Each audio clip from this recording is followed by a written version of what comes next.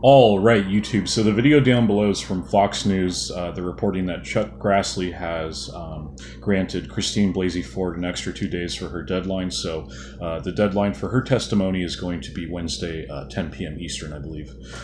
So the Republicans continue to bend over backwards for the Democrats and their demands. It's really starting to look like we were living in a one-party nation. You know, the Republicans and the Democrats are basically the same people at this fucking point.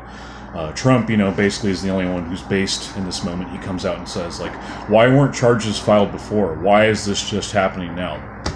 And that's a really good question.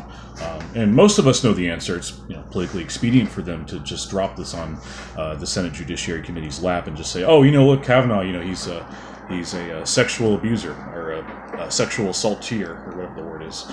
Yeah, it's getting really frustrating. And one of the things that Stick Sex and Hammer 666 said this morning about Trump and his party affiliation is that he said that he should basically just leave the Republican Party because they seem to be so fucking spineless and useless at this point. Senator Chuck Grassley really should have put his foot down and said, look, we've given you a lot of time. We've bent over completely backwards for you guys, and we pretty much have our heads up our own asses. And yet they continue to take an inch as much as they can. It's kind of like a Fabian-style attack, so take 1 inch rather than taking the full yardstick, I guess.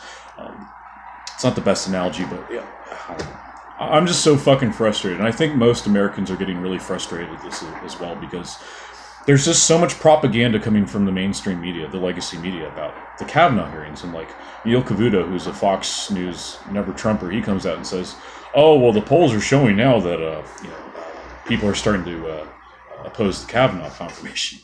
You know, Cavuto's just a fucking cuck. And, you know, Cavuto's still upset that Ted Cruz, you know, basically just got destroyed by Trump, you know, during the debates and during the election.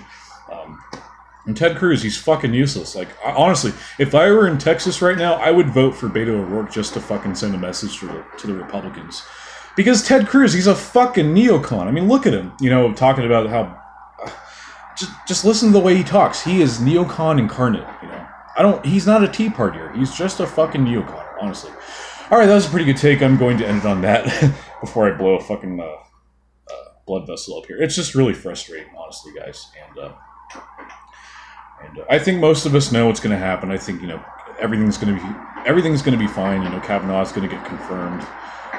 This is just, I guess the silver lining here is that Kavanaugh probably will get confirmed, and the aftermath of this fiasco, basically people are going to look at the Democrats and say, these people are off their fucking rockers. Honestly, they really are.